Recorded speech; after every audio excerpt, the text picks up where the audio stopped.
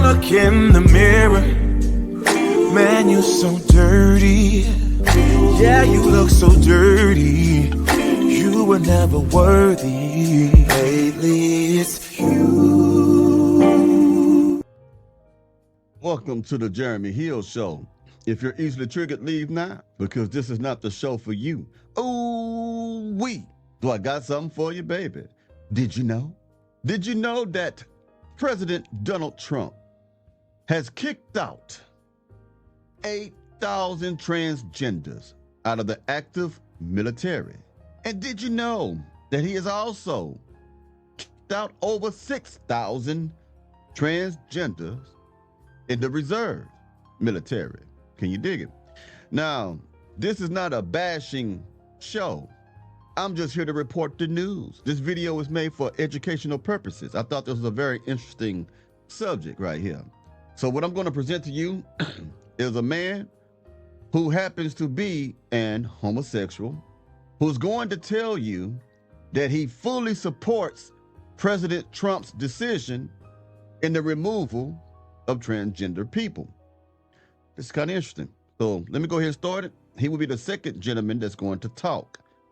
1 second, y'all, as I put it on the screen. You know how I get down. Hope y'all doing all right this morning. Boom. All right now. Like I always say, let's get it. Trump's on a roll again. Trump just discharged over 8,000 active military trans individuals. He also discharged over 6,000 trans members that were in the reserves. Ooh, just X'd all of them out. They going home. Now, before you lefties freak out, I want you to listen to this video. This video I'm about to show you is from a combat veteran, and he is also a gay man.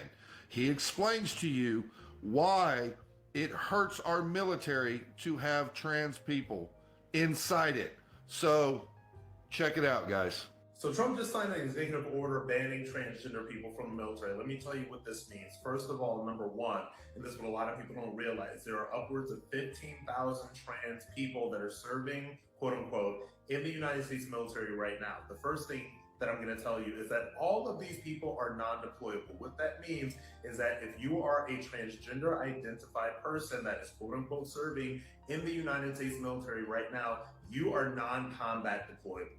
So these people cannot deploy to combat theaters. When the United States is involved in any sort of conflict overseas, transgender people literally cannot be deployed. What this means is that you've got a lot of people that are sucking up taxpayer funds, sitting in an office somewhere, maybe they're doing pack clerk work, etc., but they are non-combat deployable. This does not bode well for Pete Hegseth's mission of a lethal military. The second. Now think about this before I let him continue, man. I was on a forward deployed aircraft character. We was deployed, Afghanistan, and we did maneuvers in the ocean and stuff like that. Now what this gentleman is really talking about is just basically people that are riding the clock, meaning they don't have no use. They won't use those people, even though they have joined the Army, Air Force, Navy, Marines, whatever they may be in. There's no use for them, especially when it comes to doing certain things that are considered to be biological men work. Going to war, going to the front lines, attacking, being special ops and stuff. I'm gonna say what y'all don't want to say, but there are certain people in higher positions who don't feel comfortable with the fact that these people who think they are something that they do not look like is involved with military maneuvers, or we used to say evolutions in the military. Evolution just means the activity based on how we said it. So that's what he's talking about, but let's keep going. Second thing is that the vast majority of transgender people, when they separate from the United States military, do so by medically separating. This means that they are at 80 to 100% disability. And so now what that means is that they are on the taxpayers, they're on the hook, taxpayers are on the hook, for $200,000 to $300,000 per year annually of quote unquote transgender healthcare, which is also covered by the VA.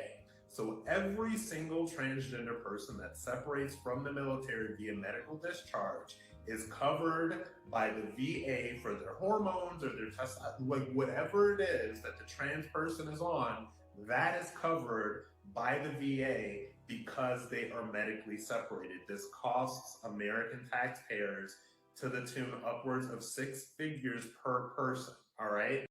Now, I want to say this too.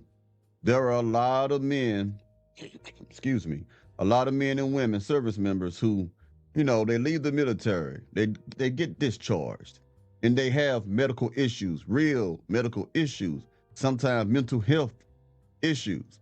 And the VA does not ever want to pay these people money for their treatment. There are people who've been fighting for years to go from 10% disability to 30% disability, 80% disability to 100% disability. Now, they'll take care of you while you're an active member, but when you get out the military, they kind of throw you to the side like you don't matter. They may give you your GI Bill and stuff like that. They give you that. But if you are really hurt and you got documentation showing that you got hurt while you was in service, it's almost as if they would fight tooth and nail to keep you from getting the money that you worked for, the money that you bled for your country, for serving your country. They treat the vets like they don't matter a lot of times. Not gonna say all of them do, but you can ask a lot of different vets from different ethnic groups and they'll tell you the same thing that I'm saying, that they seem to work against you when it comes to trying to get your disability checks or any type of help at all from them. For real, let's keep going. Third of all, gender dysphoria is a documented mental illness, which means that we have these people that are not only non-combat deployable, they are also costing the U.S. taxpayer $100,000 plus per year for their health care, and they also have a documented mental health condition. This is why Trump has signed or is about to sign the executive order banning transgender people from the military, because the military is not a medical experiment. Taxpayers should not be footing the bill for this. And also, on a personal note, if you know anything about my history, I am a gay soldier, I'm a gay veteran. I actually protested 2 Indo-National until the law that banned gay and lesbian soldiers from serving openly. Trans got sort of added to that at the last minute. And I will not say who this person is, but I was involved in liberal activism with more than one trans-identified soldier back in the day. And what I will tell you, and again, I'm not going to say this person's name, but the receipts are all out there on the internet. This is one of the most mentally unstable people I have ever dealt with in my entire life. And the thought of sharing a military combat unit with somebody, and this was a quote unquote transgender woman, somebody that was this unstable, gives me a lot of pause, and it even gave me pause back then. So when you think about the fact that Trump is banning trans from the military, I want you to think about those facts. Now, let me tell you something. Inclusion is not always a good thing. Everybody should not be included with everything or every situation. Now, this is not me bashing any member of that community, but I do understand how, being a veteran myself, how that could make someone feel a little uncomfortable in that situation, especially if they already have prejudices or certain types of experiences or some type of bias towards them. I can understand that. Not saying it's right, but I can understand it. Like I say, inclusion is not always a good thing. Now, let me show you something else right quick. The reason why I say inclusion is not the right thing, because everybody want a participation trophy now. They want to be able to say I was a part of something. You don't need to always be like that. But this is how we're getting weak in the world. Now, let me show you what they want to do now. They want to put women in special ops. They want to make a woman, or they suggesting, or they have asked to be a member of the Navy SEALs. That is the dumbest shit I have ever heard, because y'all see, here's the thing. You women need to stay in your place. I know you don't like that, but your body ain't like ours. So let me go ahead and play this gentleman right quick so you can hear what he got to say about this foolishness. Let me cut this music down. I want you to hear this real good, like. All right. Let's get it. Should women be allowed to become Navy SEALs? Fuck no, man. No way. Not to mention, why would you want to fix something that's not broken? Just because you can doesn't mean you should. I don't think they can, but I don't think you should. Dude, we live together. Why add complication? You gonna have some chick getting fucked on deployment or something, man? It doesn't make any fucking sense. It's causing massive, massive problems with unit cohesion. That's why I love the French Foreign Legion, bro. The last bastion of anti-wokeness is that's not even on the radar because it adds a level of complexity that's unnecessary. There's plenty of jobs that women excel at in the military. Special operations is not one of them. I have to agree with that. I'm gonna tell you why. I was on the ship, and we had women on that ship, and they were fucking every day. They'll fuck when they go out on deployment. They'll fuck when they come back in from deployment. They'll fucking when they had to stand duty. They'll fucking in the chow hall. Matter of fact, when we was in the water, now I think about it, how the hell did that ship keep floating in the water? I would think that there would have been holes in that damn boat from how many times them heads of those women were bumping up against the ceiling and shit because boys running through them, busting their backs wide open and shit. You know what I'm saying? So I get what he's saying.